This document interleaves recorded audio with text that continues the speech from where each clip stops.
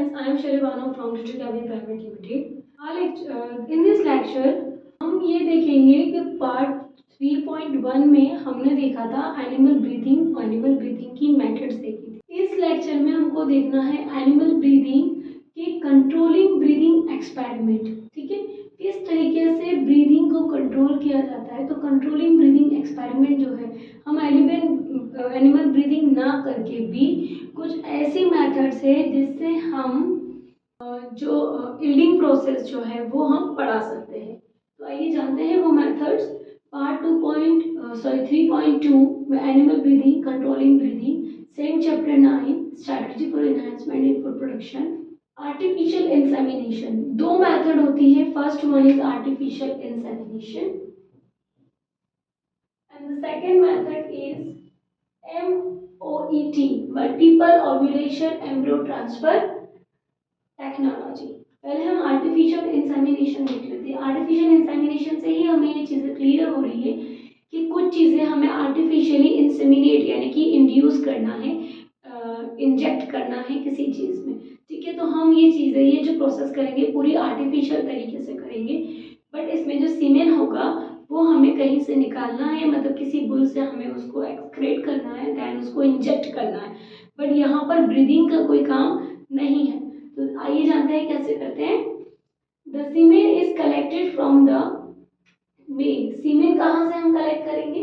Mail से। सीमेन में क्या होगा? एक फ्लूइड है जिसमें स्पर्म्स होते हैं, मेल स्पर्म्स होते हैं, मेल गैमेटोफाइट्स होते हैं।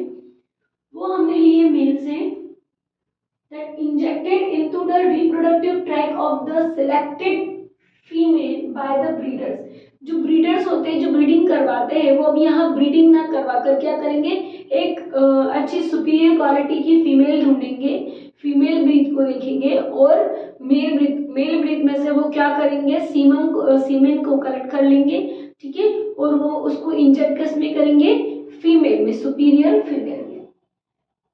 सीमेन में भी यूज इमीडिएटली, या तो उसे इमीडिएटली यूज करें या फिर उसको फ्रोजन, यानी कि उसको फ्रोजन कर सकते हैं, हम उसको फ्रीज में रख सकते हैं। ठीक है, और उसको इतना फ्रोजन कर दें ताकि और वो लॉन्ग टाइम तक उसको सेव कर सकते हैं और उसका फ्यूचर यूज भी हम कर सकते हैं। उसको ट्रांसपोर्ट भी अगर हमें करना है तो फ्रोजन कंडीशन में ही, फ्रोजन फॉर्म में ही करना होगा। हेल्प अस ओवरकम, ये प्रोसेस क्या करती है? Help us overcome the several problems of normal mating. जो नॉर्मल मैटिंग होती है उनमें बहुत सारी कुछ प्रॉब्लम्स होती है, उन प्रॉब्लम्स को भी ये ओवरकम कर देता है। ठीक है, semen also transport in a frozen form to where the female is housed.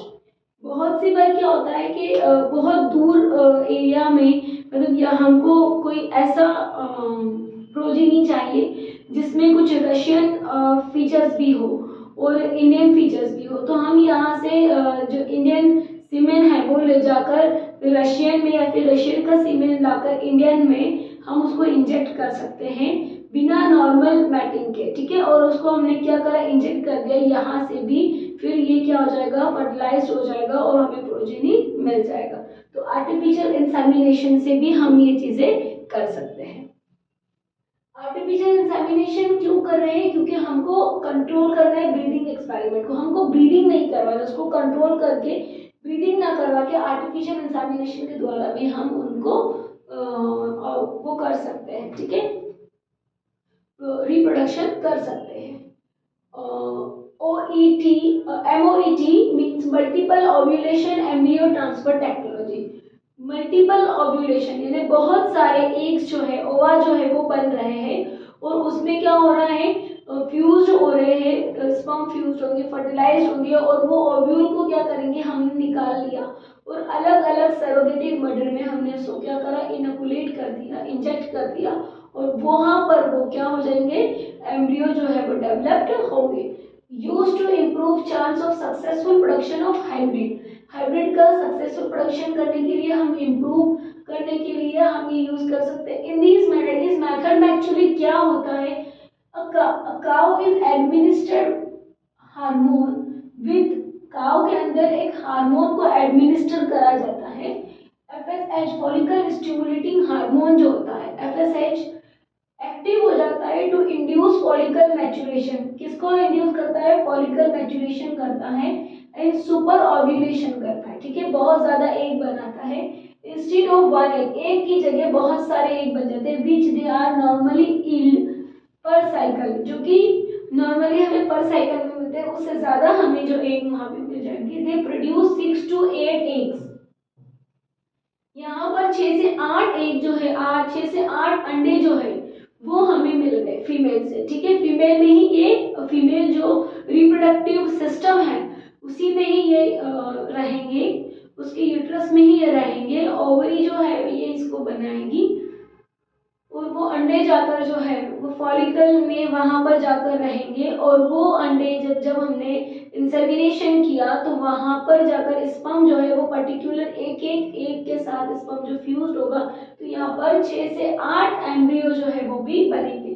The animal is either meted, या तो वो मीट करे या फिर विद एन एलाइट बुल, और या फिर आर्टिफिशियल इंसेमिनेशन, या फिर वहां पर एक एनिमल को और उस जो फीमेल में, सुपीरियर फीमेल में हमने इंजेक्ट स्टिमुलेट किया है हार्मोन को, जहाँ पर बहुत सारे एग्स बन चुके हैं, उसकी मीटिंग करवाई जाए, उसको मीट करवाया जाए एक सुपीरियर बुल या सुपीरियर फीमेल के मेल के साथ, सॉरी।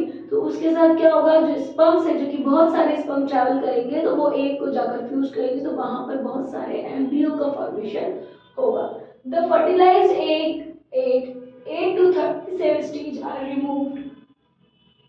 8 से 32 सेल की जो स्टेज होती है उसमें उसको रिमूव कर दिया जाता है नॉन सर्जिकल वे से, और फिर उसको ट्रांसफर किया जाता है सरोगेट मदर में। The genetic mother is available. अब दोबारा हमने सभी को ट्रांसफर कर दिया, निकाल दिया। अब वो जो जेनेटिक मदर थी जिसमें हमने ओव्यूलेशन किया था, ठीक है, एफएसएच स्टिमुलेटेड, अब वो वापस से रेडी है किसके लिए? The genetic mother is available for another noun for super ovulation.